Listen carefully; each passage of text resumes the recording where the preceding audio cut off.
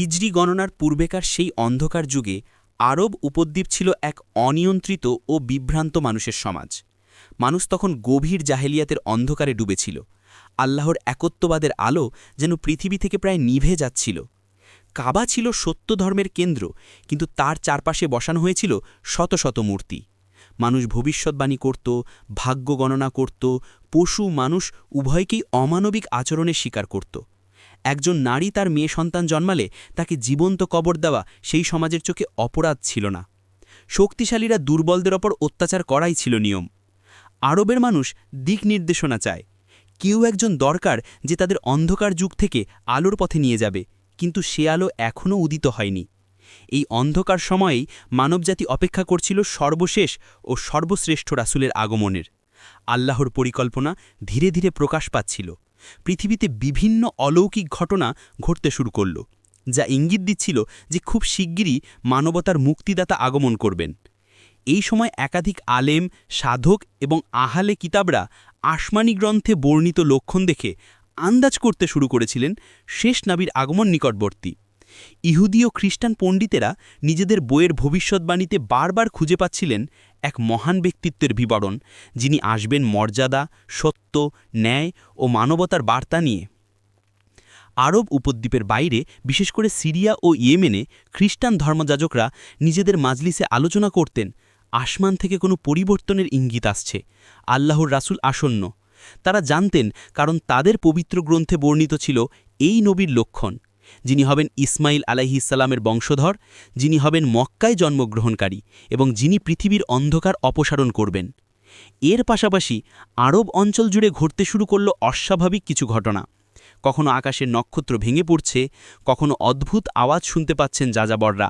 কিছু মানুষ স্বপ্নে দেখছেন এক আলো উঁকি দিচ্ছে, আবার কেউ দেখছেন অদৃশ্য আওয়াজ যেন ভবিষ্যতের কোনো বিশাল ঘটনার ইঙ্গিত দিচ্ছে। সেই সময়ের অভিজ্ঞ লোকেরা বলতেন, এ ধরনের পরিবর্তন শুধু তখনই দেখা যায় যখন পৃথিবীতে কোনো বড় নেতা বা নবীর আগমন ঘটে। এরই মধ্যে কুরাইশদের মধ্যে একজন সম্মানিত ব্যক্তি ছিলেন আব্দুল মোত্তালিব। তিনি কাবার সেবক, একজন সম্মানিত নেতা, ন্যায়পরায়ণ মানুষ। তিনিও লক্ষ্য করলেন যে তার পরিবারে, বিশেষ করে তার পুত্র আবদুল্লাহ ও পুত্রবধূ আমিনার প্রতি মানুষের দৃষ্টি কিছুটা আলাদা। যেন মনে হচ্ছিল এ পরিবারে জন্ম নেবে এমন একজন যিনি পৃথিবীর ইতিহাস পাল্টে দেবেন। ইতিমধ্যে আসমান ও জমিনে এই মহান আগমনের পূর্বলক্ষণ আরও প্রকট হতে থাকল। অনেক সাধক গভীর ধ্যানে অনুভব করতে লাগলেন সত্যের আলো নিকটবর্তী, আল্লাহর রহমত নামতে শুরু করেছে, পৃথিবীর অন্ধকার শেষ হতে চলেছে, আর মানবজাতির জন্য আসছে এমন এক দিশারি যিনি হবেন সমস্ত জগতের রহমত। এই অধ্যায়ের প্রতিটি মুহূর্ত সেই মহান আগমনের প্রস্তুতির কথা বলে, এক এমন আগমন যার জন্য পৃথিবী কয়েক হাজার বছর অপেক্ষায় ছিল। রাসূলুল্লাহ সাল্লাল্লাহু আলাইহি ওয়াসাল্লামের আগমনের সময় যতই কাছে আসছিল, আল্লাহ তাআলা তার নিদর্শনগুলো মানুষের সামনে আরও স্পষ্ট করে দিচ্ছিলেন। আর সেই নিদর্শনের সবচেয়ে চমকপ্রদ অংশ ছিল আমিনা রাদিয়াল্লাহু আনহার গর্ভধারণ। এটি ছিল পুরো মানবজাতির ইতিহাসের সবচেয়ে পবিত্র, সর্বশ্রেষ্ঠ এবং রহস্যময় গর্ভধারণ, যেখানে প্রতিটি মুহূর্তই ছিল আল্লাহর পক্ষ থেকে প্রদত্ত অলৌকিক বার্তা। আমিনা রাদিয়াল্লাহু আনহা নিজেও ছিলেন চরিত্রবান, সৎ, নির্লোভ, পরম শান্ত একজন নারী। মক্কার নারীদের মাঝে তার মতো মর্যাদাসম্পন্ন কেউ ছিলেন না। তিনি একদিন অনুভব করলেন তার অন্তরে এক অদ্ভুত প্রশান্তি নেমে এসেছে, যেন হৃদয়ের গভীরে কে যেন আলো ঢেলে দিল। তার গর্ভধারণ ছিল এক অলৌকিক মুহূর্ত, কারণ তিনি নিজেই বর্ণনা করেছেন, যেদিন তিনি নবীজিকে গর্ভে ধারণ করেন সেদিন তার শরীরে কোনো ধরনের কষ্ট ছিল না, বরং মনে হচ্ছিল যেন তাকে কেউ আসমান থেকে ঘিরে রেখেছে সম্পূর্ণ শান্তি দিয়ে। গর্ভধারণের পর প্রথম যে অলৌকিক লক্ষণটি তিনি অনুভব করলেন তা হল রাতে তিনি স্বপ্ন দেখলেন একটি বিশাল আলোর উজ্জ্বল শিখা তার দিক থেকে বের হয়ে যাচ্ছে। সেই আলো দূর দিগন্ত পর্যন্ত ছড়িয়ে পড়ছে, এমনকি সিরিয়ার রাজপ্রাসাদ পর্যন্ত আলোকিত হয়ে উঠছে। আমিনা রাদিয়াল্লাহু আনহা ভেবেছিলেন এটি সাধারণ কোনো স্বপ্ন নয়, এতে এমন এক রহস্য আছে যা ভবিষ্যতে প্রকাশ পাবে। পরে আলেমরা বলেন এ স্বপ্নের অর্থ ছিল নবীজির আগমনে সমগ্র পৃথিবী আলোকিত হবে সত্যের আলোয়। এই স্বপ্নের পাশাপাশি আমিনা রাদিয়াল্লাহু আনহা অনুভব করলেন আরেকটি বিশেষ বিষয়। তিনি যখন গর্ভবতী ছিলেন তার মধ্যে কোনো প্রকার অস্বস্তি ছিল না। অন্য নারীদের মতো গর্ভধারণের দুর্বলতা, অসুস্থতা, বমি কিংবা নানা কষ্টক্লেশ এসবের কিছুই তার হয়নি, বরং তিনি ক্রমাগত অনুভব করছিলেন যেন কোন এক রহমতের ছায়া তাকে ঘিরে রেখেছে। হাদিসে উল্লেখ আছে, তিনি যখন কোথাও হাঁটতেন মনে হতো তার সামনে আলো পথ দেখাচ্ছে। তাকে অনুসরণকারী নারীরা বলতেন, আমিনা, তোমার মুখমণ্ডলে এমন এক নূর দেখা যাচ্ছে যা আমরা আগে কখনো দেখিনি। এই নূর শুধু তার মুখেই নয়, তার ঘরেও প্রতিদিন বেড়ে উঠছিল। কুরাইশের নারীরা মাঝে মাঝে তার কাছে বসে থাকতেন এবং বলতেন, তোমার ঘরে যেন অন্যরকম এক প্রশান্তি, রাতে অদ্ভুত আলো দেখা যায়। এগুলো ছিল আল্লাহর নিদর্শন, মানবজাতির পথপ্রদর্শক যে সন্তান আসছে তার আগমন সাধারণ কোনো ঘটনা নয়। আর একটি গুরুত্বপূর্ণ ঘটনা ঘটে, রাতের বেলায় আমিনা রাদিয়াল্লাহু আনহা এক আওয়াজ শুনতে পেলেন, যেখানে বলা হচ্ছিল, হে আমিনা, তুমি মানবজাতির সেরা মানুষটিকে গর্ভে ধারণ করেছ, তার নাম হবে মুহাম্মদ, সকল প্রশংসার যোগ্য। এই আওয়াজ তাকে বিস্মিত করেছিল, কিন্তু ভয় পাইয়ে দেয়নি, বরং তার অন্তর আরও দৃঢ় হয়ে উঠল। তিনি বুঝতে পারলেন তার গর্ভে যে সন্তান, তিনি সাধারণ কোনো শিশু নন। গর্ভাবস্থার আরেকটি অলৌকিক দিক ছিল, আমিনা রাদিয়াল্লাহু আনহা কখনো একা ছিলেন না। তিনি অনুভব করতেন এক ধরনের অদৃশ্য পাহারা তাকে ঘিরে আছে। ঘুমের মাঝে, জাগরণের মাঝে, এমনকি চলাফেরার সময়ও মনে হতো কেউ তাকে রক্ষা করছে। পরে আলেমরা বলেন, এটি ছিল ফেরেশতাদের অবতরণ, যারা নবীজির আগমনের প্রস্তুতি হিসেবে আমিনা রাদিয়াল্লাহু আনহাকে পাহারা দিতেন। মাস কেটে গেল। আমিনা রাদিয়াল্লাহু আনহার পেট বড় হলেও তার কোনো কষ্ট ছিল না, বরং তিনি অনুভব করতেন যেন ওজন একদম হালকা। যত মাস পেরোচ্ছিল তার হৃদয়ের আলো আরও বাড়ছিল। তিনি জানতেন না তার সন্তান ভবিষ্যতে নবী হবেন, কিন্তু অন্তরের গভীর থেকে বুঝতেন এই শিশুর আগমনে পৃথিবীকে শান্তি নেমে আসবে। যখন ডাক্তারি জ্ঞান ছিল না, তখনও দেখে অভিজ্ঞ নারীরা বলতেন, আমিনা, তোমার সন্তান হবে খুবই বিশেষ, এমন স্থিরতা ও নূর আমরা কখনো দেখিনি। এসব কথা শুনে তিনি আল্লাহর শকর আদায় করতেন, কারণ তিনি বুঝতেন আল্লাহ তাকে বিশেষ দায়িত্ব দিয়েছেন। এভাবে প্রতিদিন প্রহর, প্রতিটি নিঃশ্বাসে তিনি অলৌকিক শান্তি ও আল্লাহর মেহেরবানি অনুভব করতে থাকলেন। পৃথিবী অপেক্ষা করছে সেই মুহূর্তের জন্য যখন কিয়ামত পর্যন্ত মানবজাতির পথপ্রদর্শক জন্ম নেবেন। নবীজির জন্মরাত, পৃথিবী জুড়ে ঘটে যাওয়া অলৌকিক ঘটনা। ৫৭০ খ্রিস্টাব্দের সেই অমর রাত, ১২ই রবিউল আউয়াল। সৃষ্টির ইতিহাসে এমন রাত আর কখনো আসেনি, আর কখনো আসবেও না, কারণ এ রাতেই জন্ম নিলেন মানবজাতির রহমত, বিশ্বজগতের নেতা, শেষ নবী মুহাম্মদ সাল্লাল্লাহু আলাইহি ওয়াসাল্লাম। এই রাতের সাথে জড়িয়ে আছে এমন সব অলৌকিক ঘটনা যা শুধু আরবেই নয়, পুরো বিশ্বের মানচিত্রে দাগ কেটে গেছে। যেন আসমান ও জমিন ঘোষণা করে দিচ্ছিল, রহমতের আলো অবতরণ করেছে। রাত যতই গভীর হচ্ছিল, মক্কা শহর যেন অদৃশ্য আলোয় ভরে উঠছিল। আমিনা রাদিয়াল্লাহু সেই রাতে এক অদ্ভুত প্রশান্তি অনুভব করছিলেন।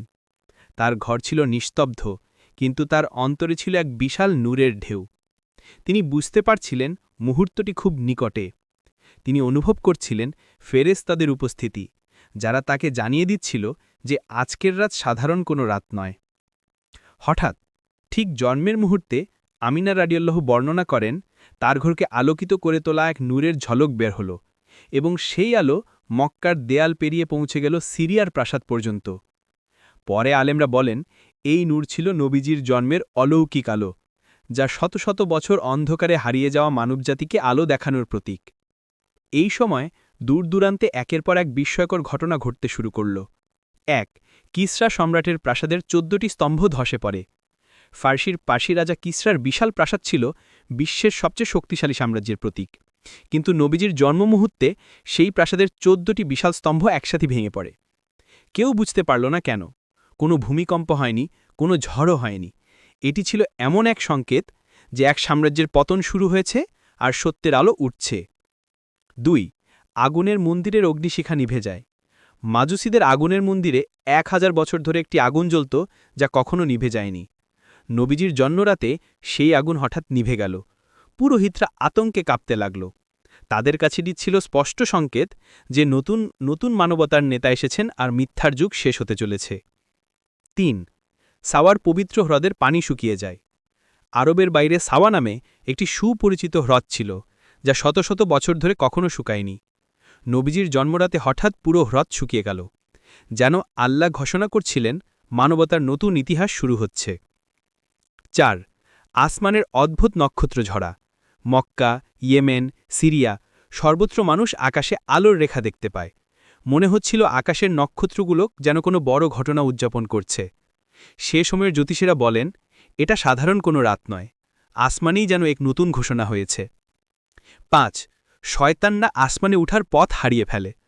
হাদিসে এসেছে, শয়তানরা আসমানে উঠে আল্লাহর ফেরেশতাদের কথা চুরি করে শুনত, কিন্তু নবীজির জন্মরাত থেকে সেই পথ বন্ধ হয়ে যায়। নিক্ষেপ করা হতে থাকে আগুনের গোলা। শয়তানরা বুঝে যায় যে সত্যের নবী জন্ম নিয়েছেন, তাদের প্রভাব কমে যাচ্ছে। ৬ আমিনা রাদিয়াল্লাহু নবীজিকে জন্ম দেয়া মাত্রই অনুভব করেন এক অলৌকিক শান্তি। তিনি বলেন, আমি তাকে জন্ম দিতেই তার থেকে এমন নূর বের হল যা আমার ঘরকে আলোয় ভরে দিল।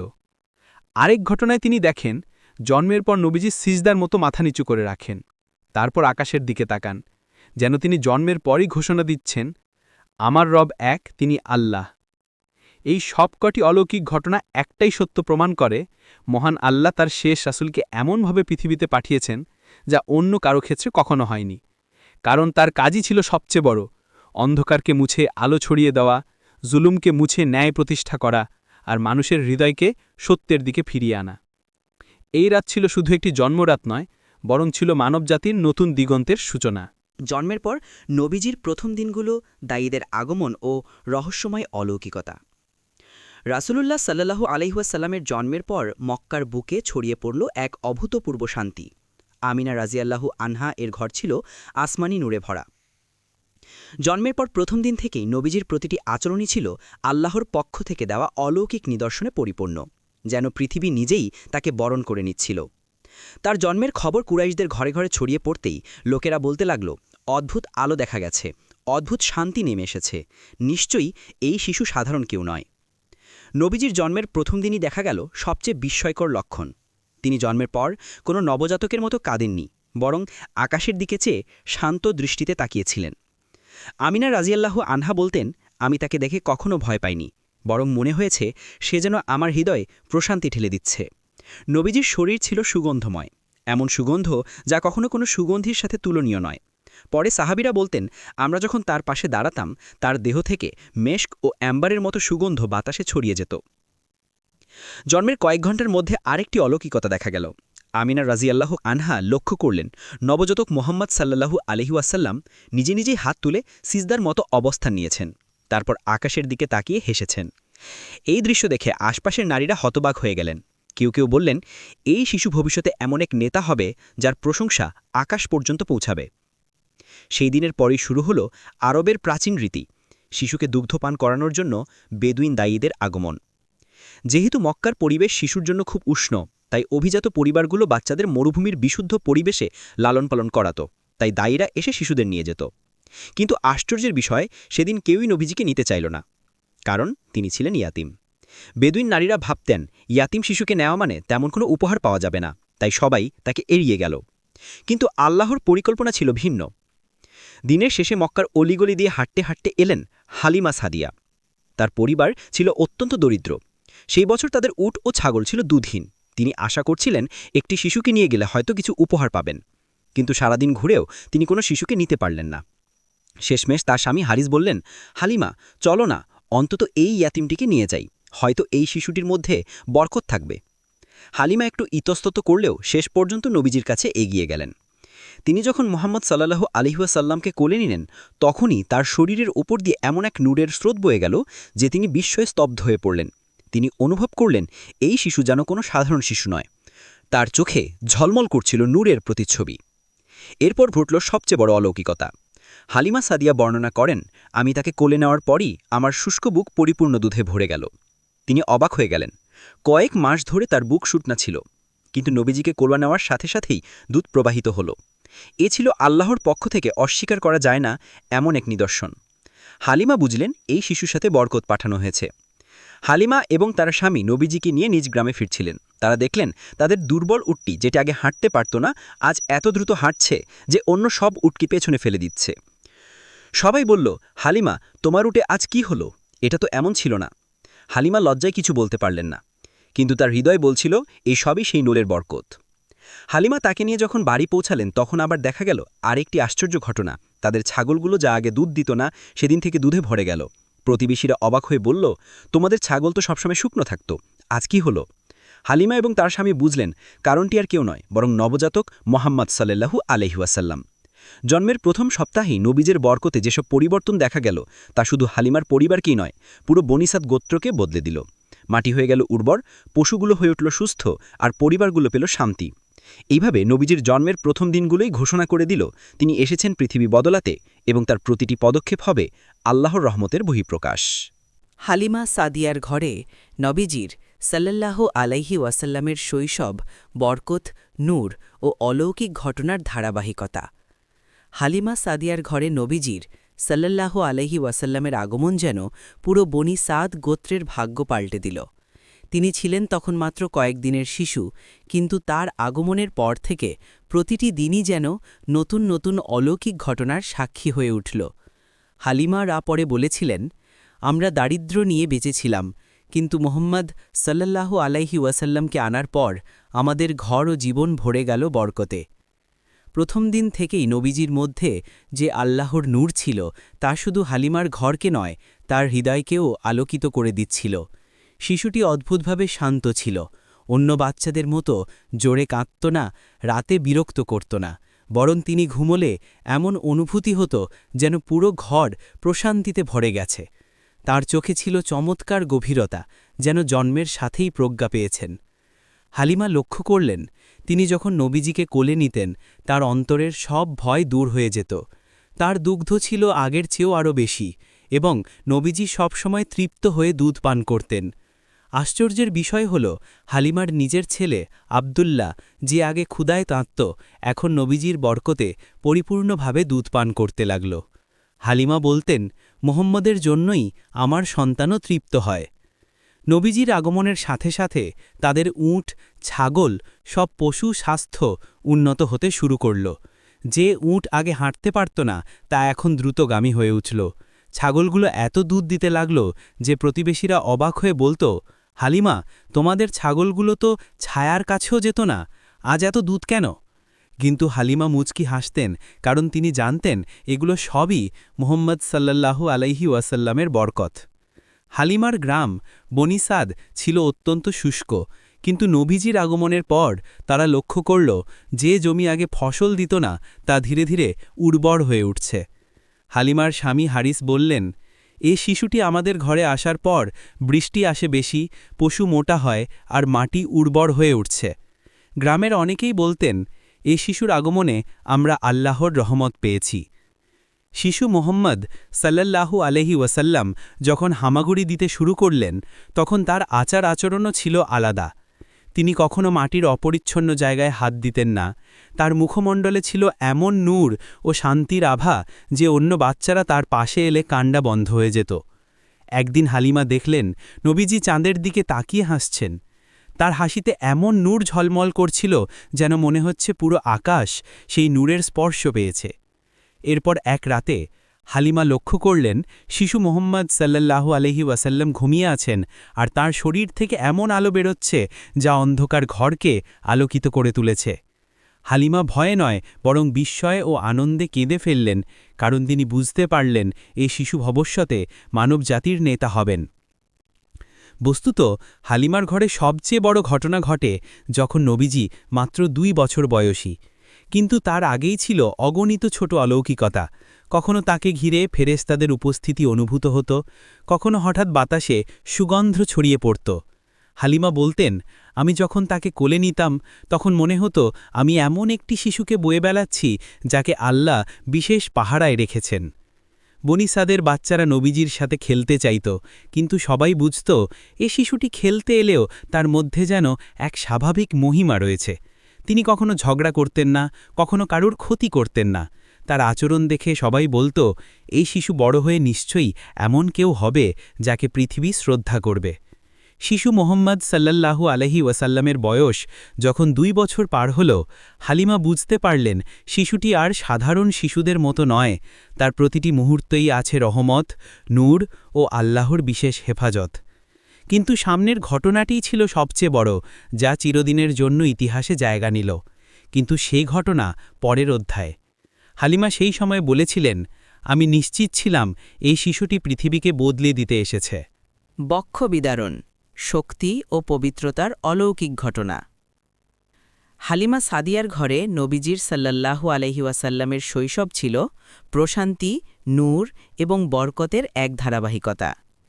কিন্তু তার জীবনের প্রথম বড় অলৌকিক ঘটনা ঘটেছিল বনি সাদের বুকে, একটি ঘটনা যা ইতিহাসে বক্ষ বিদারণ বা শরীর চেরা নামে পরিচিত। এমন ঘটনা যা মানব ইতিহাসে আর কোনো শিশুর জীবনে ঘটেনি। এটি ছিল আল্লাহর পক্ষ থেকে মুহাম্মদ সাল্লাল্লাহু আলাইহি ওয়াসাল্লামের হৃদয়কে বিশেষভাবে প্রস্তুত করার পবিত্রতম প্রক্রিয়া, যেন তিনি ভবিষ্যতের মহান দায়িত্ব পালনে সক্ষম হন। শিশু মুহাম্মদ সাল্লাল্লাহু আলাইহি ওয়াসাল্লাম তখন প্রায় 2 থেকে 3 বছরের মধ্যে। হালিমা তাকে গ্রামের অন্যান্য বাচ্চাদের সাথে খেলাধুলার জন্য পাঠাতেন। সেদিনটিও ছিল সাধারণ দিনের মতো। নবীজি তার দুধ ভাইদের সাথে মরুভূমির খোলা জায়গায় খেলছিলেন। চারদিক ছিল শান্ত, হালকা রোদ আর নীল আকাশ। হঠাৎ হালিমার দুধপুত্ররা দৌড়ে এসে চিৎকার করে বলতে লাগল, আম্মা, আম্মা, 2 সাদা পোশাকের লোক এসে মোহাম্মদকে নিয়ে গেল। হালিমা এমনভাবে দৌড়াতে লাগলেন যেন তার হৃদয় বুক থেকে বের হয়ে যাচ্ছে। তিনি ভীত, বিস্মিত, উদ্বিগ্ন সব কিছু একসাথে অনুভব করছিলেন। যখন তিনি ঘটনাস্থলে পৌঁছালেন, দেখলেন নবীজি শান্তভাবে দাঁড়িয়ে আছেন। তার চেহারায় কোনো ভয়ের চিহ্ন নেই, কিন্তু তার বুকের কাছে হালিমা দেখতে পেলেন সেলাইয়ের মতো এক চিহ্ন, যেন কিছুক্ষণ আগে সেখানে আলতোভাবে কোনো অস্ত্র চালানো হয়েছে, কিন্তু ক্ষত নেই, রক্ত নেই, শুধু একটি সূক্ষ্ম রেখা। হাঁপাতে হাঁপাতে হালিমা জিজ্ঞেস করলেন, এ কি হলো বাছা? দুধ ভাইরা কাঁদতে কাঁদতে বলল, 2 সাদা পোশাকের মানুষ এসে মোহাম্মদকে শুইয়ে দিল, তারপর তার বুক চিরে কিছু বের করে পরিষ্কার করল, তারপর আবার বুক বন্ধ করে দিল। এই দৃশ্য হালিমার মনে এমন গভীর প্রভাব ফেলেছিল যে তিনি সেদিনই বুঝলেন এই শিশুটি সাধারণ কেউ নয়, বরং আল্লাহর বিশেষ হেফাজতে রাখা সর্বশ্রেষ্ঠ ব্যক্তি। পরে হাদিসে বলা হয় সেই 2 সাদা পোশাকধারী ব্যক্তি ছিলেন ফেরেশতা জিব্রাইল আলাইহিসসালাম এবং মিকাইল আলাইহিসসালাম। তারা নবীজির হৃদয়কে শারীরিক নয় বরং আধ্যাত্মিকভাবে প্রস্তুত করছিলেন। ফেরেশতারা তার বুক চিরে হৃদয় বের করে একটি থালায় রাখলেন, তারপর একটি কালো বিন্দুর মতো কিছু বের করে ফেলে দিয়ে বললেন, এটি হলো শয়তানের অংশ, আমরা এটি তোমার থেকে দূর করে দিলাম। তারপর তারা বরফের পানি দিয়ে নবীজির হৃদয় ধুয়ে পবিত্র করে আবার স্থাপন করে দিলেন এবং বুক সিলমোহর করে দিলেন। হালিমা সাদিয়া যখন নবীজিকে বুকে নিলেন, তিনি অনুভব করলেন এই শিশুটি আগের তুলনায় আরও শান্ত, আরও আলো ছায়ায় ভরা। তার চোখে ছিল গভীর ব্যতিক্রমী দীপ্তি, যেন এই ঘটনার মাধ্যমে তার অন্তর পরিশুদ্ধ হয়ে গেছে, হৃদয় প্রস্তুত হয়েছে ভবিষ্যতের বিশাল দায়িত্বের জন্য। এই ঘটনার কথা ছড়িয়ে পড়লে বনি সাদের মানুষজন ভয় পেয়ে গিয়ে বলল, হালিমা, এই শিশুটি আল্লাহর বিশেষ মানুষ, আমরা ভয় পাচ্ছি, এত অলৌকিক ঘটনার পরে তার দায়িত্ব তোমার পক্ষে রাখা কঠিন, তোমার উচিত তাকে তার মায়ের কাছে ফিরিয়ে দেওয়া। হালিমা মন থেকে কখনো নবীজিকে ফেরত দিতে চাইতেন না, তিনি তাকে নিজের ছেলের মতো ভালোবাসতেন, কিন্তু গ্রামের চাপ এবং এই অদ্ভুত ঘটনার রহস্যময়তা তাকে সিদ্ধান্ত নিতে বাধ্য করল। হালিমা শিশুকে কোলে নিয়ে রওনা হলেন মক্কার পথে, কিন্তু তার মনে ছিল গভীর অশান্তি। মনে হচ্ছিল তিনি এমন একজনকে ফিরিয়ে দিচ্ছেন যার উপস্থিতিতে তার ঘর বরকতে ভরে উঠেছিল। নবীজিকে ফেরত দেওয়ার আগে হালিমা তার দিকে তাকিয়ে বললেন, বাছা, তুমি যেখানেই যাবে আল্লাহর রহমত তোমার সাথে থাকবে, আমি তোমাকে ভুলব না। আমিনা রাদিয়াল্লাহু তাআলা তাদের দেখে অবাক হলেন। তিনি জিজ্ঞেস করলেন, এত তাড়াতাড়ি ফিরলে কেন? হালিমা প্রথমে অন্য কারণ দেখালেন, কিন্তু আমিনা সত্য বুঝে ফেললেন। তিনি শান্তভাবে বললেন, হালিমা, ভয় পেও না, আমার সন্তানকে আল্লাহ নিজেই পাহারা দিচ্ছেন, তার জন্য দুশ্চিন্তা নেই। বক্ষ বিদারণের ঘটনা শুধু নবীজির শৈশবের নয়, তার নবুয়ত যাত্রার প্রথম ধাপ ছিল। এটি প্রমাণ করেছিল তিনি এমন এক ব্যক্তি যাকে আল্লাহ পৃথিবী বদলে দেওয়ার জন্য প্রস্তুত করছেন। তার হৃদয়কে শত্রুতা, ভয়, শয়তানি প্রবণতা থেকে সম্পূর্ণ পরিশুদ্ধ করে দেওয়া হয়েছিল, যেন তিনি মানুষের জন্য হতে পারেন পরিপূর্ণ আদর্শ। বক্ষবিদারণের স্মৃতি নবীজির জীবনে পরে আরেকবার ফিরে আসে যখন তিনি মেরাজে আসমান ভ্রমণের জন্য প্রস্তুত হন। তখনও ফেরেশতারা তার বক্ষ খুলে তাকে আসমানি প্রস্তুতি দেন। এই অলৌকিক ঘটনা সমগ্র মানবজাতিকে জানিয়ে দিল, মুহাম্মদ সাল্লাল্লাহু আলাইহি ওয়াসাল্লাম শুধু একজন মহান মানুষ নন, তিনি আল্লাহর পক্ষ থেকে নির্বাচিত, প্রস্তুতিকৃত এবং বিশেষভাবে পবিত্র একজন মহান প্রেরিত। আমিনা রাদিয়াল্লাহুর কোলে ফিরে আসা ও রহস্যময় ঘটনা। বক্ষবিধারণের অলৌকিক ঘটনার পর হালিমা সাদিয়া রাদিয়াল্লাহু ছোট্ট মোহাম্মদকে নিয়ে ফিরে এলেন তার মা আমিনা রাদিয়াল্লাহুর কাছে। মক্কার বাতাসে সেদিন এক ধরনের অদ্ভুত প্রশান্তি ও নীরবতা বিরাজ করছিল। আমিনা নিজে শিশুকে দেখে হৃদয়ে প্রশান্তির ঢেউ অনুভব করলেন, কিন্তু তিনি বুঝতে পারলেন কিছু একটা হয়েছে। সন্তানের চোখের গভীরে তিনি দেখলেন অদ্ভুত শান্তি ও শক্তির মিশ্র ছাপ, যেন সে বড় কোনো সত্যের মুখোমুখি হয়েছে। হালিমা প্রথমে কারণ গোপন করতে চাইলেন, কিন্তু আমিনা ছিলেন অত্যন্ত বুদ্ধিমতী ও অনুভূতিশীল নারী। তিনি বললেন, হালিমা, যা ঘটেছে সত্যটাই বলো। আমার সন্তান আল্লাহর হেফাজতে আছে, তার ব্যাপারে কোনো ভয় করো না। হালিমা সব খুলে বললেন।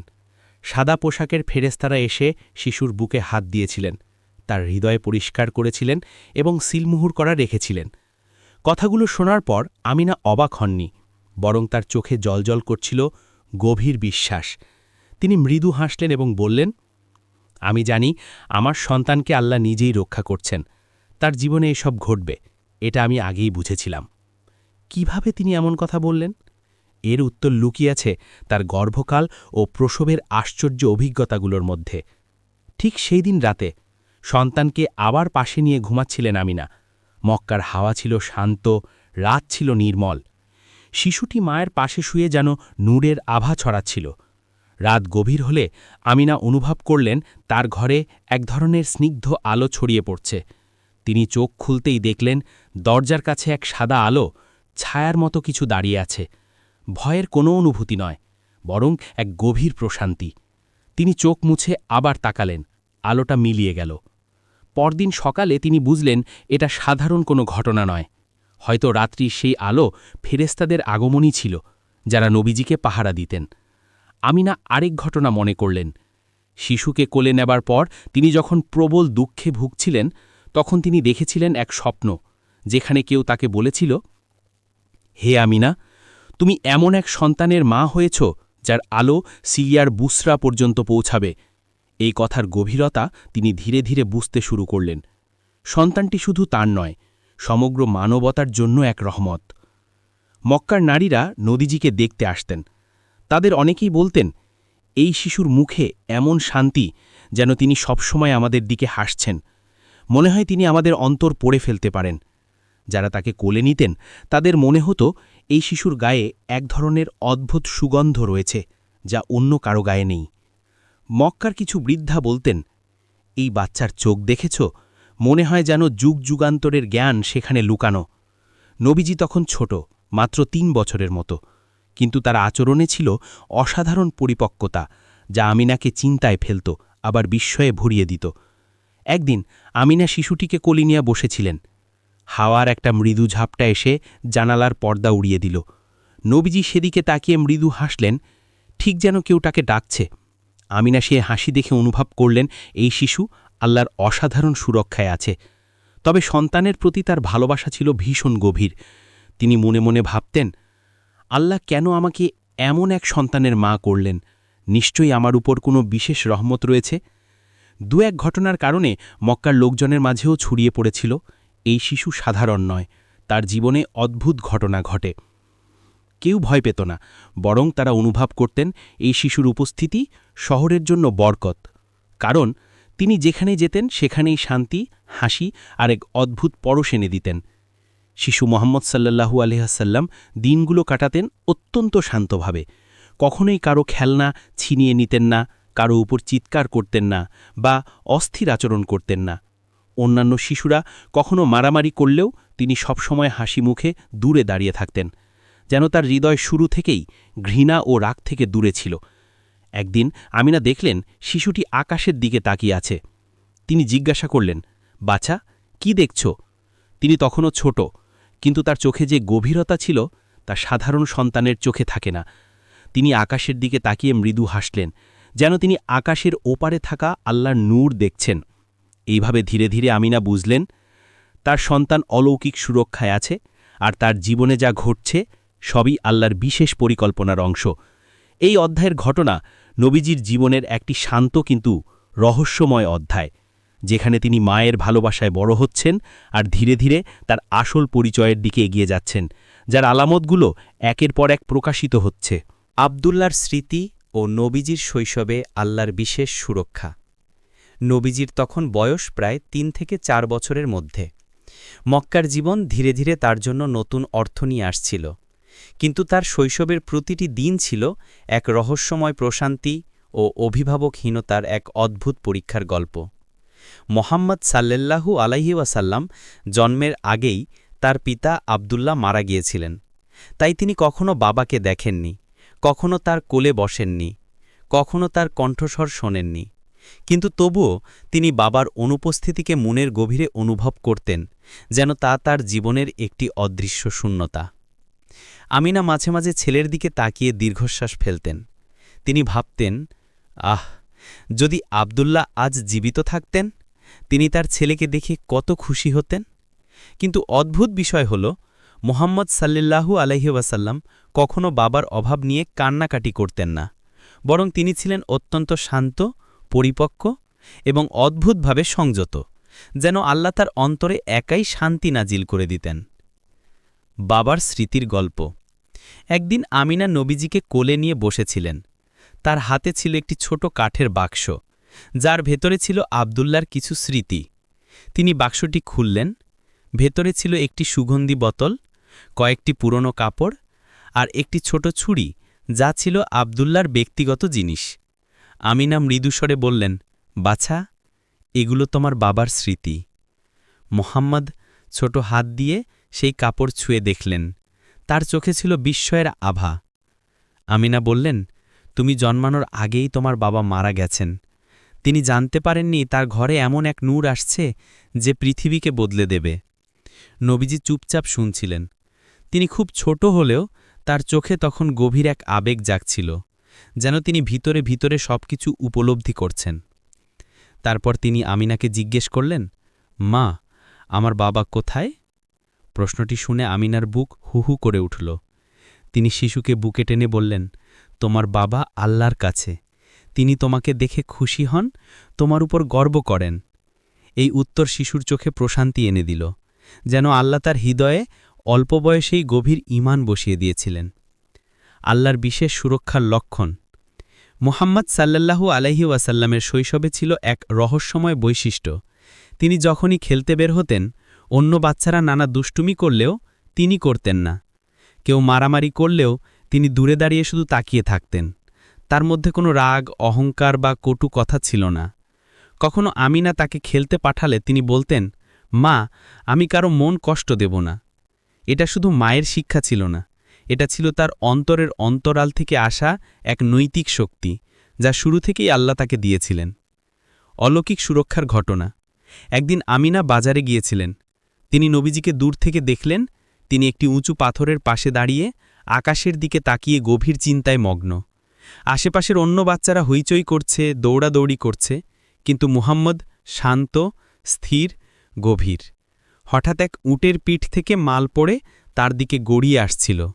যে কোনো শিশু ভয় পেয়ে চিৎকার করে পালাত, কিন্তু তিনি 1 ইঞ্চিও নড়লেন না, যেন কোনো অদৃশ্য শক্তি তাকে ঘিরে রেখেছে। আশ্চর্যের বিষয়, মালটি তার খুব কাছে এসে হালকা বাঁক নিয়ে পাশ দিয়ে চলে গেল। সবাই বিস্মিত হয়ে তাকিয়ে রইল। এক বৃদ্ধ বললেন, এই বাচ্চার উপর কোনো বিশেষ পাহারা আছে। আমিনা তখন বুঝেছিলেন এটি কাকতালীয় নয়, আল্লাহ তার সন্তানকে বিশেষভাবে রক্ষা করছেন। একটি রহস্যময় আলো। এক রাতে আমিনা গভীর ঘুমেছিলেন। হঠাৎ তিনি দেখলেন বাড়ির ভেতর এক নূর ছড়িয়ে পড়ছে। তিনি উঠে বসেন। আলোটি নদীজির ঘুমন্ত মুখ থেকে আসছে কিনা দেখতে গেলেন। দেখলেন শিশুর মুখ চাঁদের মতো উজ্জ্বল। মনে হচ্ছিল তার শরীর থেকে যেন অদ্ভুত এক আলো বের হচ্ছে। আমিনা মনে মনে বললেন, আল্লাহ, তুমি তাকে কেন এমন করেছ? নিশ্চয়ই কোনো বড় দায়িত্ব তার উপর আসছে।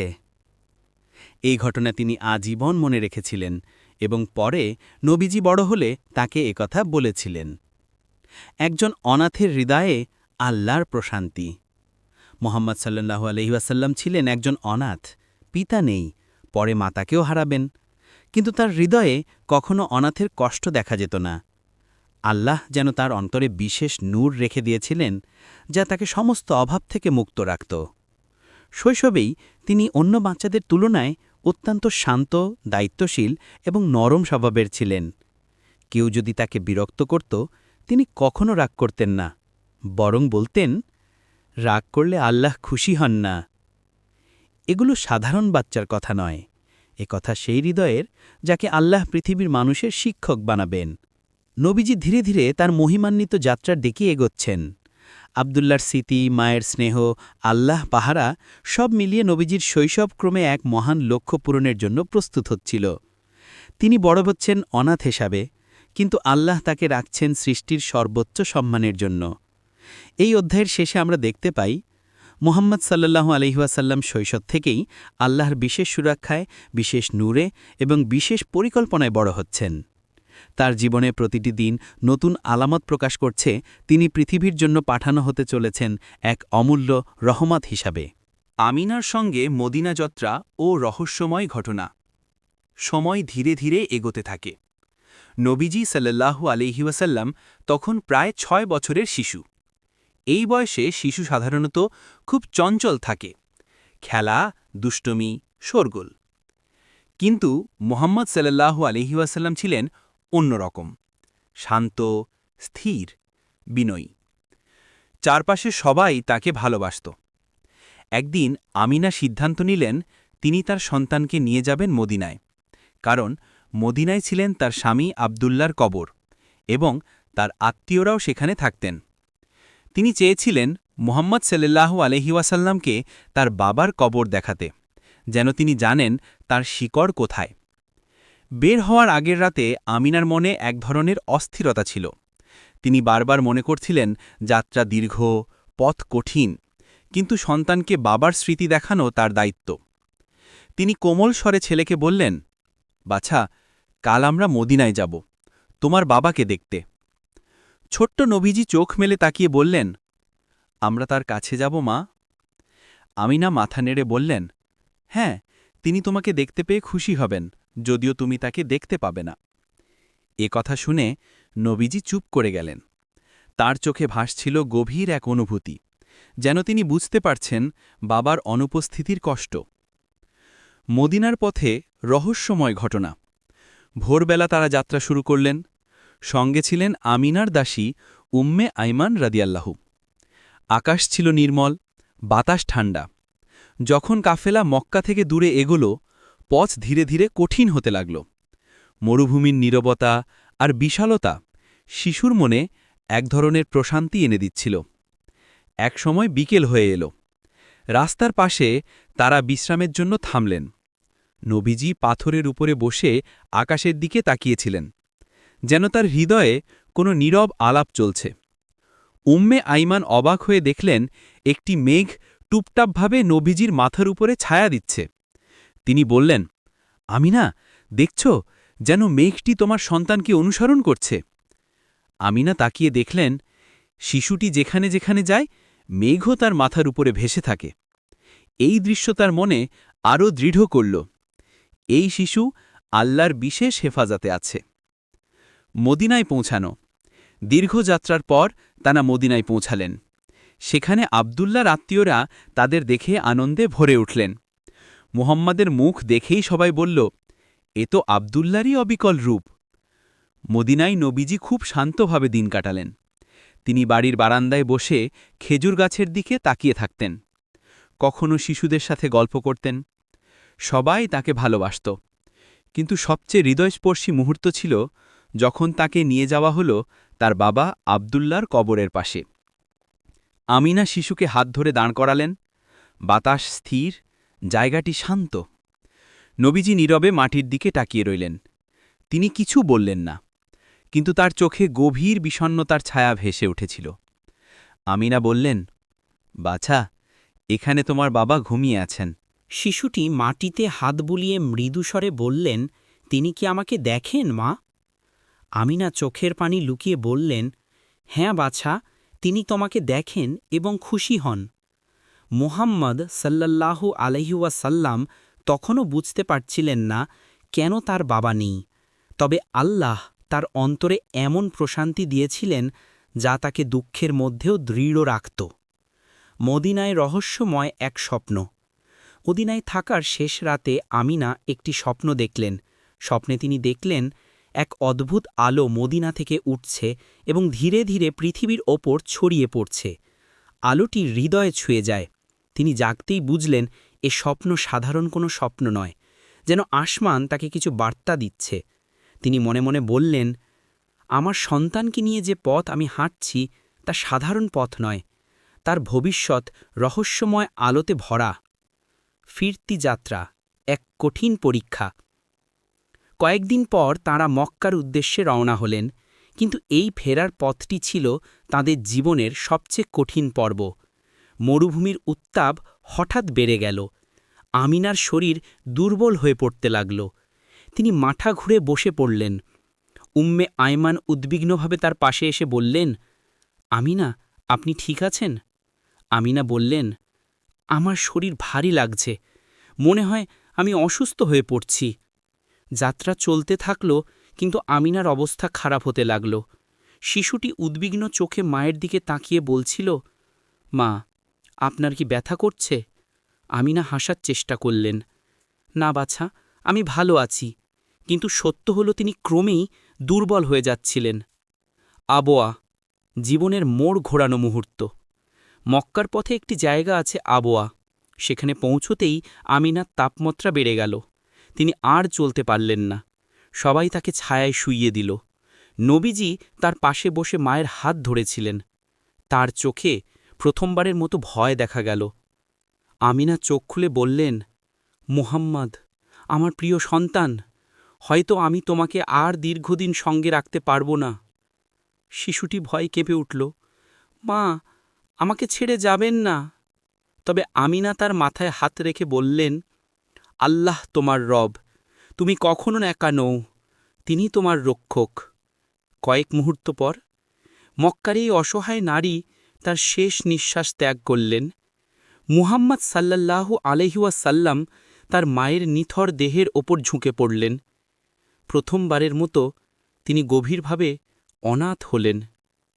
এই অধ্যায়ের শেষ কথাটি, এই মুহূর্তটি নবীজির জীবনের প্রথম বড় পরীক্ষা। বাবা নেই, এবার মাকেও হারালেন, কিন্তু এখানেই তার জীবনের জন্য আল্লাহর বিশেষ পরিকল্পনার পথ খুলে গেল। এই দুঃখই তাকে মানবতার সবচেয়ে দয়ালু নেতা বানাবে। মাতৃহারা নবীজি, আবুয়া থেকে ফিরে আসা ও দুঃখের প্রথম ঝড়। আবুয়া, মরুভূমির মাঝখানে ছোট্ট একটি নির্জন স্থান। এখানেই ৬ বছরের ছোট্ট শিশু মুহাম্মদ সাল্লাল্লাহু আলাইহি ওয়াসাল্লাম তার জীবনের দ্বিতীয় সবচেয়ে বড় আঘাত পেলেন। মা আমিনা রাদিয়াল্লাহু আনহা তাকে একেবারে একা রেখে চলে গেলেন। চারপাশে ছিল নিস্তব্ধতা, বাতাস থমথমে, যেন সারা মরুভূমি এই শিশুর শোকের মুহূর্তে চুপ করে গেছে। উম্মে আইমান ছিলেন একমাত্র অভিভাবক, যিনি নবীজিকে বুকে জড়িয়ে ধরে কাঁদছিলেন। মোহাম্মদ সাল্লাল্লাহু আলাইহি ওয়াসাল্লাম তার মায়ের নিথর দেহের পাশে বসে কাঁদছেন না, কিন্তু তার চোখে ছিল এমন এক গভীর যন্ত্রণা যা শব্দ দিয়ে বর্ণনা করা যায় না। তিনি ছোট্ট আঙুল দিয়ে মায়ের মুখ ছুঁয়ে বলেছিলেন, মা, আপনি জেগে ওঠেন না। এই বাক্য শুনে উম্মে আইমানের বুক ভেঙে গেল। আমিনার দাফন, এক অনাথ শিশুর প্রথম শিক্ষা।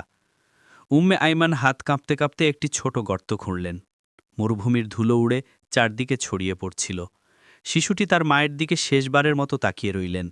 তিনি বুঝতে পারছিলেন না মৃত্যু কি, কিন্তু তিনি অনুভব করছিলেন তার জীবনে বড় কিছু হারিয়ে গেছে।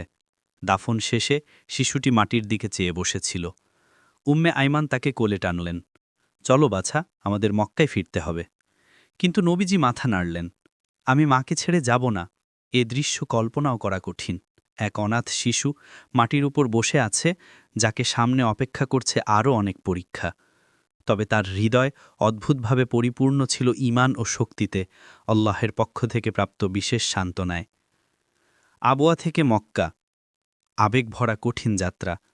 রওনা হওয়ার সময় মেঘ ধীরে ধীরে আকাশ ঢেকে ফেলল। উম্মে আইমান বলেন, বাছা, ভয় পেও না, আল্লাহ তোমার সঙ্গে আছেন। শিশুটি জিজ্ঞেস করল, মা কোথায় গেলেন? উম্মে আইমান শিশুর মাথায় হাত রেখে উত্তর দিলেন, তিনি আল্লাহর কাছে গেছেন। মুহাম্মদ সাল্লাল্লাহু আলাইহি ওয়াসাল্লাম আকাশের দিকে তাকালেন, যেন প্রথমবার তিনি উপলব্ধি করলেন পৃথিবীতে তার কেউ নেই, কিন্তু আকাশের মালিক তার সঙ্গে আছেন। যাত্রাপথে নবীজি খুব কম কথা বলছিলেন। হাঁটতে হাঁটতে একসময় তার ছোট শরীর ক্লান্ত হয়ে পড়ত। উম্মে আইমান তাকে কোলে নিতেন, আর তিনি মায়ের কাপড় আঁচলে মুখ লুকাতেন, যেন সেখানে একটু আশ্রয় পাওয়া যাবে। কিছুদূর এগোতেই একটি অদ্ভুত ঘটনা ঘটে। নবীজি হাঁটুতে পড়ে গেলেন। উম্মে আইমান দৌড়ে এসে তাকে উঠালেন। তার হাঁটুতে ছোট খোঁচা লেগেছে। তিনি বললেন, মা থাকলে আমাকে সান্ত্বনা দিতেন। এই কথা শুনে উম্মে আইমান অঝরে কেঁদে ফেললেন। তিনি বললেন, আমি তোমার সঙ্গে আছি বাছা, তোমাকে কখনো ছাড়ব না। শিশু মুহাম্মদের হৃদয়ের শক্তি। মায়ের মৃত্যু মানুষের জীবনে বড় ঝড়, কিন্তু মুহাম্মদ সাল্লাল্লাহু আলাইহি ওয়াসাল্লামের হৃদয় অদ্ভুতভাবে স্থির হয়ে উঠতে লাগল। তিনি খুব কম বয়সেই উপলব্ধি করলেন জীবনের পরীক্ষাই মানুষকে শক্ত করে তোলে। তিনি নিজের দুঃখে ডুবে না থেকে বরং উম্মে আইমানকে বললেন, আপনি কাঁদবেন না, মা আল্লাহর কাছে ভালো আছেন। এই কথা শুনে উম্মে আইমান বিস্ময়ে তাকালেন, এক শিশু কত শান্তভাবে আল্লাহের উপর ভরসা করছে। সেদিন আল্লাহ তার হৃদয়ে এমন এক জুইহতা দিলেন, যা পরবর্তীতে তাকে মানবজাতির নেতা হওয়ার যোগ্য করে তোলে। মক্কায় পৌঁছানো, দাদু আব্দুল মুত্তালিবের প্রতিক্রিয়া। উম্মে আইমান শিশুকে নিয়ে মক্কা পৌঁছালেন। শহরে ঢোকার পরপরই তিনি কাবার সামনে আব্দুল মুত্তালিবকে পেলেন। বৃদ্ধ মানুষটি দূর থেকেই দেখতে পেলেন এক মহিলা ক্লান্ত শিশুকে নিয়ে দ্রুত এগিয়ে আসছেন। যখন তিনি ভালো করে দেখলেন, তার বুক যেন হঠাৎ চেপে ধরল। আমিনা কোথায়? তিনি জিজ্ঞেস করলেন কাপা গলায়। উম্মে আয়মান চোখের পানি আটকে বললেন, তিনি আর নেই। আব্দুল মুত্তালিব মুহূর্তেই শিশুকে বুকের মধ্যে টেনে নিলেন। তিনি বললেন, ওরে আমার নাতি, তুমি এত ছোট আর এত দুঃখ সইলে? বৃদ্ধ মানুষটি কাঁদলেন। এ দৃশ্য মক্কার লোকেরা আগে কখনো দেখেনি। তিনি শিশুর মাথায় হাত বুলিয়ে বললেন, আমি তোমার জন্যই বেঁচে আছি বাছা। এরপর তিনি নবীজিকে নিজের বিশেষ আসনে বসালেন, যা কাউকে বসতে দেওয়া হতো না। কুরাইশের নেতারা বলল, এ তো প্রথাভঙ্গ। আব্দুল মুত্তালিব বললেন, এ শিশু কোনো সাধারণ শিশু নয়, আল্লাহর সুরক্ষায় এক নতুন পর্যায়। এ অধ্যায়ে আমরা দেখতে পেলাম পিতৃবিয়োগ, মাতৃহারা হওয়া, মরুভূমির পথে কষ্ট এবং দাদুর অসীম মমতা। এসব কষ্ট সত্ত্বেও শিশুর হৃদয় ভেঙে পড়েনি, বরং তিনি অভিজ্ঞ হয়ে উঠছিলেন, যেন আল্লাহ তাকে ধৈর্য, দয়া ও শক্তির মধ্যে ঢেলে দিচ্ছেন। এসব অভিজ্ঞতাই তাকে পরবর্তী জীবনে এত মমতাময়, এত কোমল হৃদয়ের নেতা বানায়, যিনি অনাথদের প্রতি সবচেয়ে বেশি দয়া করতেন। দাদুর স্নেহের ছায়ায় কাবার আঙিনায় ছোট্ট নবীজির সম্মান। মক্কার বাতাসে ভোরের হালকা শীতলতা। কাবা শরীফের চারপাশে তখনও নীরবতা, কেবল পাখিদের ডাক ভেসে আসে। এই সময়ই প্রতিদিন বুড়ো আব্দুল মুত্তালিব তার ছোট্ট ছেলেটিকে নিয়ে কাবার সামনে বসতেন। এ শিশুটি আর কেউ নয়, 6 বছরের অনাথ মোহাম্মদ সাল্লাল্লাহু আলাইহি ওয়াসাল্লাম। আব্দুল মুত্তালিব ছিলেন কুরাইশের নেতা, সম্মানিত ব্যক্তি। তার সামনে কেউ সাধারণত বসতে সাহস পেত না। আসনে বসার অনুমতিও ছিল না কাউকে, কিন্তু তিনি নিজ হাতে তার নাতিকে তার আসনে বসাতেন। যখন কুরাইশের নেতারা বলতেন, ও তো শিশু, এখানে বসতে দেওয়া প্রথাবিরুদ্ধ, তখন তিনি উত্তরে বলতেন, এ শিশু সাধারণ নয়, এই শিশুর মধ্যে আলো আছে। মানুষ অবাক হয়ে দেখত, এক বৃদ্ধ নেতা তার নাতির দিকে এমন ভালোবাসা নিয়ে তাকিয়ে আছেন, যেন সব দুঃখ ভরা জীবন শুধু তাকে ঘিরেই শান্ত হয়ে গেছে। ছোট্ট নবীজির চলাফেরায় ভবিষ্যতের ইঙ্গিত। নবীজি কাবার চত্বরে হাঁটতেন ধীর শান্ত ভঙ্গিতে, কখনো দুষ্টুমি করতেন না, কারো জিনিসে হাত দিতেন না, কোনো শিশুকে কষ্ট দিতেন না। মক্কার লোকেরা এ ছেলেটির আচরণ দেখে বলতো, এই ছেলেটি অন্যদের মতো নয়, এর চোখে যেন শান্তির আলো। মুরব্বীরা যখন গুরুত্বপূর্ণ আলোচনা করতেন, নবীজি পাশে দাঁড়িয়ে চুপচাপ শুনতেন। আব্দুল মুত্তালিব তাকে লক্ষ্য করতেন এবং বলতেন, এই ছেলেটি আমার পরিবারের বারাকা। অনেকে বলতো, আপনি ওকে এত বিশেষভাবে দেখেন কেন? বৃদ্ধ নেতা বলতেন, আমি যখন ওর মুখের দিকে তাকাই, আমার মনে হয় ওর ভবিষ্যতে বড় কিছু আছে। দাদুর সঙ্গে গভীর সম্পর্ক, অদ্ভুত স্নেহ। একদিন আব্দুল মুত্তালিব অসুস্থ হয়ে পড়লেন। বিছানা থেকে ওঠা তার জন্য কষ্টকর হয়ে গেল। ছোট্ট মোহাম্মদ সাল্লাল্লাহু আলাইহি ওয়াসাল্লাম অস্থির হয়ে তার বিছানার কাছে এসে দাঁড়ালেন। নরম স্বরে বললেন, দাদু, আপনি আজ বাজারে যাবেন না? বৃদ্ধ ব্যক্তি শিশুর হাত নিজের বুকে টেনে নিয়ে বললেন, আজ যাব না বাছা, শরীর ভালো না। মুহাম্মদ সাল্লাল্লাহু আলাইহি ওয়াসাল্লাম হাত বাড়িয়ে তার দাড়ি স্পর্শ করলেন। এ দৃশ্য দেখে পাশের লোকেরা বিস্ময়ে তাকিয়েছিল। একবার কেউ তাকে থামাতে চাইলে আব্দুল মুত্তালিব চিৎকার করে বলেছিলেন, ওকে থামিও না, ও আমাকে শান্তি দেয়। নাতির উপস্থিতি যেন তার সমস্ত ব্যথা ভুলিয়ে দিত। বৃদ্ধ মানুষটি বলতেন, ওর হাত আমার উপর পড়লে মনে হয় আল্লাহর রহমত নামাচ্ছেন। মক্কার লোকেদের কাছে ছোট্ট নবীজির মর্যাদা। একদিন কুরাইশরা জরুরি বৈঠক ডাকল। বৃদ্ধ নেতা কাঁধ থেকে চাদর নামিয়ে আসনে বসতে চাইলেন, কিন্তু ছোট্ট মুহাম্মদ সাল্লাল্লাহু আলাইহি ওয়াসাল্লাম তার চাদর তুলে তার সামনে বিছিয়ে দিলেন। লোকেরা অবাক হয়ে দেখল, এক শিশু এত সম্মান দিচ্ছে, এত শিষ্টাচার জানে। কিছু লোক বলল, ওর বয়স তো খুব কম, কে ওকে এভাবে আচরণ শিখিয়েছে? কেউ জানত না, আল্লাহ নিজেই নবীজির অন্তরে শুদ্ধতা ও শিষ্টাচার দান করেছেন। যখন লোকেরা দাদুকে সম্মান জানাতে দাঁড়াত, শিশুটি শান্ত দৃষ্টিতে দেখত। কেউ কেউ তার মাথায় হাত বুলিয়ে বলত, তুমি খুব ভদ্র ছেলে। কিন্তু শিশুটি একটিই কথা বলত, আল্লাহ ভদ্রতা ভালোবাসেন। দাদুর মৃত্যু, আরেক পরীক্ষার আভাস। এই সুন্দর দিনগুলি খুব বেশি দিন স্থায়ী হল না। বয়সের যন্ত্রণা ও দীর্ঘ অসুস্থতায় আব্দুল মুত্তালিব ধীরে ধীরে দুর্বল হতে লাগলেন। একদিন তিনি তার নাতিকে ডেকে বললেন, বাছা, হয়তো একদিন আমি থাকব না। এই কথায় নবীজির চোখ ভিজে উঠল। তিনি জিজ্ঞেস করলেন, আপনি কোথায় যাবেন? বৃদ্ধ ব্যক্তি বললেন, আমার প্রভুর কাছে। শিশুর হৃদয় আবার কেঁদে উঠতে লাগল, কিন্তু আল্লাহ তাকে ধৈর্য দিয়েছিলেন, যা ভবিষ্যতের সব পরীক্ষায় তাকে পথ দেখাবে। দাদু মৃত্যুশয্যায় শেষ যে কথা বলেছিলেন, এই শিশুর দেখাশোনা করবে, এটা আল্লাহর বিশেষ আমানত। আব্দুল মুত্তালিবের শেষ দিনগুলো। তিনি প্রায়ই নাতিকে কোলে নিয়ে কাবার দিকে তাকিয়ে থাকতেন। মানুষ বলত, বৃদ্ধ নেতা আজকাল খুব আবেগপ্রবণ হয়ে পড়েছেন। কিন্তু তিনি বলতেন, আমি জানি না ভবিষ্যতে কি অপেক্ষা করছে, তবে জানি এই ছেলেটির জন্য এক বিশাল দায়িত্ব রয়েছে। রাতে তিনি নাতির হাত ধরে ঘুমোতেন। মুহাম্মদ সাল্লাল্লাহু আলাইহি ওয়াসাল্লাম জিজ্ঞেস করতেন, দাদু, আপনি ঠিক আছেন? তিনি বলতেন, তুই পাশে থাকলে থাকি, তোকে ছাড়া আর কারো কথা ভাবতে পারি না। মক্কার মানুষ দেখত, এক শিশুর জন্য বৃদ্ধ নেতা এত স্নেহ করছে, এটা আগে কখনো দেখা যায়নি। ছোট্ট নবীজির অন্তরের প্রস্তুতি। দাদুর স্নেহে বড় হতে হতে নবীজি জীবনের কষ্ট, দুঃখ, অভাব সবকিছু দেখলেন। এসব দুঃখই তাকে আল্লাহর দিকে আরও ঝুঁকিয়ে দিচ্ছিল। দাদু একদিন তাকে বলেছিলেন, বাছা, মনে রাখিস, মানুষ শক্ত হয় কষ্ট থেকে।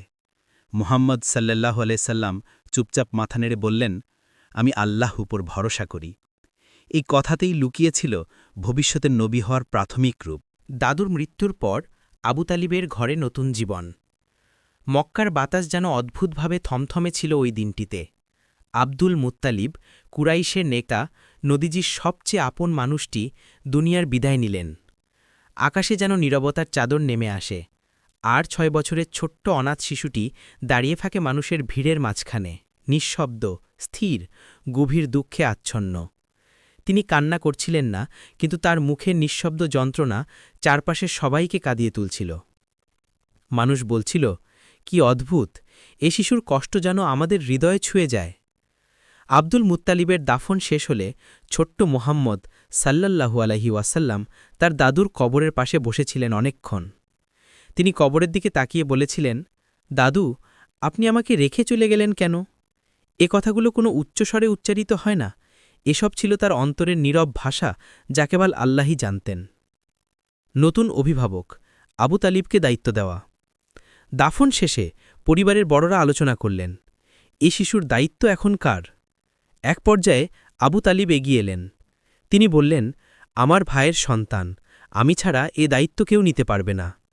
এ কথা শুনে সবাই সম্মত হল, কারণ আবু তালিব ছিলেন দয়ালু, ধৈর্যশীল এবং মুহাম্মদ সাল্লাল্লাহু আলাইহি ওয়াসাল্লামকে অত্যন্ত ভালোবাসতেন।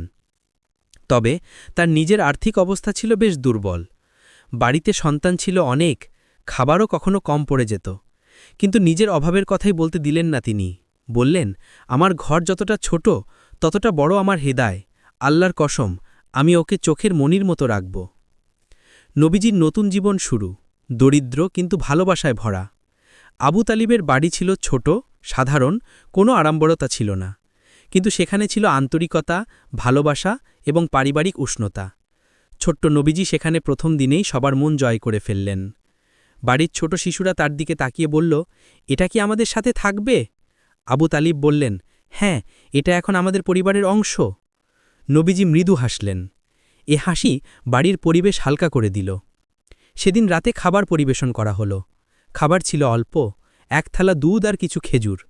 বাড়ির বাচ্চারা আগে এগিয়ে গেলে নবীজি থামিয়ে বললেন, তোমরা আগে খাও, আমি পরে খাব। আবু তালিব বিস্মিত হয়ে বললেন, বাচ্চা, তুমি তো এখনও শিশু, কেন এভাবে বললে? নবীজি উত্তর দিলেন, একজন অতিথি বা ছোটের আগে খাওয়া ভালো নয়। পরিবারের সবাই একে অপরের দিকে তাকালো। এ শিশু যেন স্বভাবগতভাবেই আদব ও সম্মানের পয়গাম্বর। ক্ষুধার দিনে রহমত, নবীজির হাত রাখলেই খাবার বেড়ে যেত। একদিন বাড়িতে খাবার খুব কম ছিল। শিশুরা ক্ষুধার্ত, মুখে দুঃখ।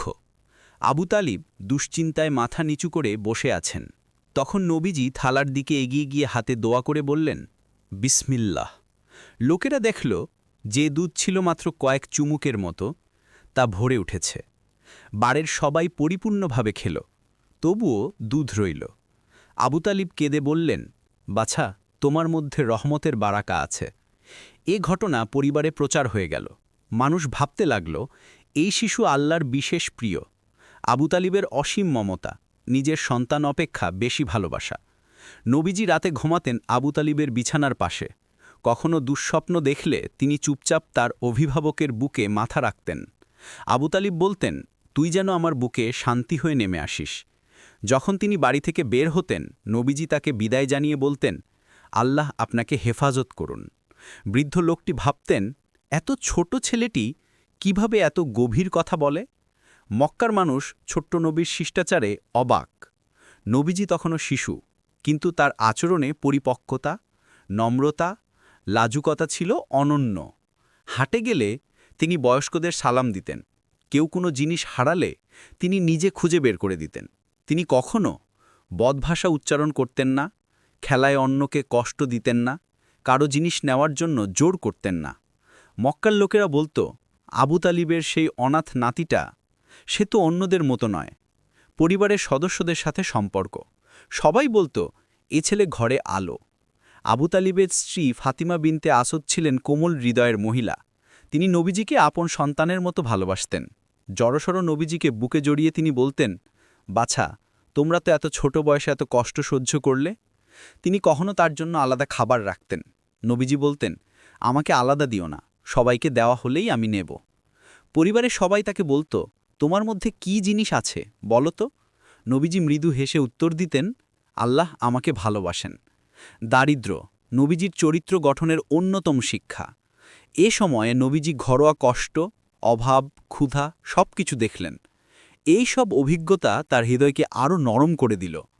তিনি শিখলেন দরিদ্রের প্রতি আকর্ষণ, ভাগাভাগির শিক্ষা, ধৈর্য, আত্মসম্মান, পরিশ্রমের মূল্য। পরবর্তীতে যখন তিনি নবী হলেন, এই দিনগুলোর কারণে তিনি সবসময় বলতেন, আমি দুঃখীদের সঙ্গেই থাকতে ভালোবাসি। আল্লাহর হেফাজতে বড় হওয়া, সত্যতা, সত্যবাদিতা ও আল আমিন উপাধির সূচনা।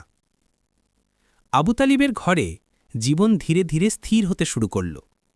দারিদ্র্য ছিল, খাবার কম ছিল, কিন্তু ভালোবাসা ছিল অফুরন্ত। এই পরিবেশেই বড় হতে লাগলেন সেই শিশু যাকে একদিন পুরো বিশ্বের মানুষ আল আমিন অর্থাৎ সবচেয়ে বিশ্বস্ত বলে ডাকবে। শৈশব থেকেই নবীজি ছিলেন অন্যদের থেকে সম্পূর্ণ আলাদা। তার চোখে ছিল লাজুকতা, মুখে ছিল নীরব শান্তি। অনেক সন্তান হইচই করত, খেলাধুলায় চিৎকার করত, কিন্তু তিনি সবসময় বলতেন, কারো ক্ষতি হয় এমন কোনো খেলায় আমি নেই। লোকেরা বলতো, এই ছেলেটার ভদ্রতা যেন জন্মগত। শিশু বয়স থেকেই সত্যবাদী, মিথ্যার প্রতি ঘৃণা। একদিন বাড়ির বাচ্চারা শখ করে কিছু খেজুর চুরি করল। তারা নবীজিকে বলল, চলো আমরা সবাই মিলে এটা খাই। ছোট্ট নবীজি বললেন, কারো জিনিস অনুমতি ছাড়া নেওয়া ঠিক নয়। এই কথা শুনে বাচ্চারা লজ্জায় মাথা নিচু করল। কেউ বলল, তোমার বয়স তো আমাদের মতোই, তুমি এত ভদ্র কেন? নবীজি শুধু একটি উত্তর দিলেন, আল্লাহ সব দেখে। এই বাক্য শুনে এমনকি বড়রাও অবাক হয়ে যেত। একটি শিশুর এভাবে ঈশ্বর সচেতন হওয়া ছিল অকল্পনীয়। অন্যের জিনিসে হাত না দেওয়া চরিত্রের প্রথম ইশারা। মক্কার সমাজে তখন গরিব মানুষ ছিল অনেক। বাজারে খেলনা, খাবার, কাপড় সবকিছুই খোলা বাজারে রাখা হতো। অনেক শিশু এগুলো ছুঁয়ে দেখত, কিছু লুকিয়ে নিত, কিন্তু নবীজি কখনো কিছু স্পর্শ করতেন না। বাজারের দোকানিরা বলতো, এই ছেলেটা আমাদের দোকানের সামনে দাঁড়ায় কিন্তু একবারের জন্য কোনো জিনিসে হাত দেয় না। এক দোকানি তাকে ডাকল, বাছা, তুমি কি কিছু নিতে চাও? নবীজি জবাব দিলেন, বিনা অনুমতিতে নেওয়া ঠিক নয়। দোকানি হাসলেন, তোমাকে তো কেউ কিছু বলছে না। নবীজি শান্ত গলায় বললেন, মানুষ না বললেও আল্লাহ জানেন। এই সূক্ষ্ম কথাগুলো ছিল তার অন্তরের নির্মলতা, যা একদিন তাকে মানবজাতির শিক্ষক বানাবে। অন্যের জিনিসে হাত না দেওয়া চরিত্রের প্রথম ইশারা। পরিবারে সাহায্য, ছোট বয়সেও কর্মঠ ও দায়িত্ববান। বাড়িতে খাবার কম, জ্বালানি কম, কাপড় কম। এই অভাবের মাঝেও নবীজি কখনো অভিযোগ করতেন না, বরং তিনি ঘরের যে কোনো কাজে হাত লাগাতেন। উটকে পানি খাওয়ানো, পশুর ঘাস তুলে আনা, ছোট ভাই বোনদের দেখাশোনা করা, ঘরের পানি ভরে আনা, সব কাজই হাসি মুখে করতেন। একদিন ফাতিমা বিনতে আসাদ তাকে বললেন, বাছা, তুমি তো আমাদের খরচ কমিয়ে দাও। তিনি মমতা ভরা হাসি দিয়ে উত্তর দিলেন, দুঃখী মানুষের সাহায্য করতে পারলেই আমি খুশি। এমন আচরণে বাড়ির সবাই তার প্রতি গভীর ভালোবাসা অনুভব করত। মক্কার মানুষ ধীরে ধীরে তাকে সত্যবাদী শিশু বলতে শুরু করল। ধীরে ধীরে তার খ্যাতি ছড়িয়ে পড়তে লাগল।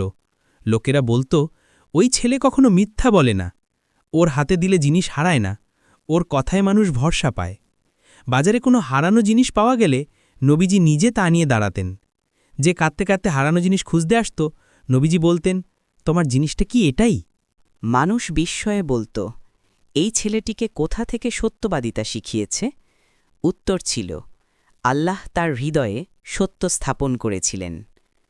শুদ্ধতার প্রতি আল্লাহর বিশেষ হেফাজত। জাহিলিয়ার কোনো কাজেই অংশ নেননি। মক্কার সমাজ জাহিলিয়াতে ভরা ছিল। মূর্তি উপাসনা, অশ্লীল গান, মদের আসর, অন্যায় বাণিজ্য, জুলুম। কিন্তু আল্লাহ নবীজিকে এসব থেকে হেফাজতে রাখলেন। একবার বাচ্চারা তাকে নিয়ে রাত্রিকালীন এক উৎসবে যেতে চাইল। নবীজি যেতে রাজি হলেন, কারণ তিনি তখনও নবুয়ত প্রাপ্ত নন, কেবল একজন সাধারণ শিশু। কিন্তু অদ্ভুত ঘটনা ঘটল। যেই তিনি বসে বিশ্রাম নিতে চাইলেন, গভীর ঘুম এসে তাকে ঢেকে ফেলল। তিনি জাগলেন ভোরে এবং দেখলেন উৎসব শেষ হয়ে গেছে। এ ঘটনা দুবার ঘটল। তখন তিনি বুঝলেন আল্লাহ তাকে অপবিত্র কাজ থেকে রক্ষা করছেন। তিনি বললেন, আল্লাহ চাইলে না আমি কোনো ভুল কাজের কাছে যেতে পারি না। সকলের বিশ্বাস অর্জন, আল আমিন উপাধির বীজ বপন। 10 থেকে 12 বছর বয়সের মধ্যেই তার সততা ও সত্যবাদিতার গল্প পুরো কুরাইশে ছড়িয়ে পড়ল। লোকেরা তাকে ডাকত, সে ছেলে যে কখনো প্রতারণা করে না, ওকে জিম্মাদারি দিলে চিন্তা করতে হয় না। বড়রা এমনকি নিজেদের পণ্যের হিসাব রাখার দায়িত্ব দিতেন তাকে। লোকেরা বলত, শিশু বয়সেই এত সততা, বড় হয়ে কি হবে? কেউ কেউ ভবিষ্যৎবাণীর মতো বলত, এই ছেলেটা একদিন আমাদের নেতা হবে। চরিত্রের ভিত্তি স্থাপন, ভবিষ্যতের মহান নবীর প্রস্তুতি। এই বয়সে নবীজির চরিত্র গড়ে উঠছিল 3টি মূল স্তম্ভে: সততা, সত্যবাদিতা, বিশ্বস্ততা।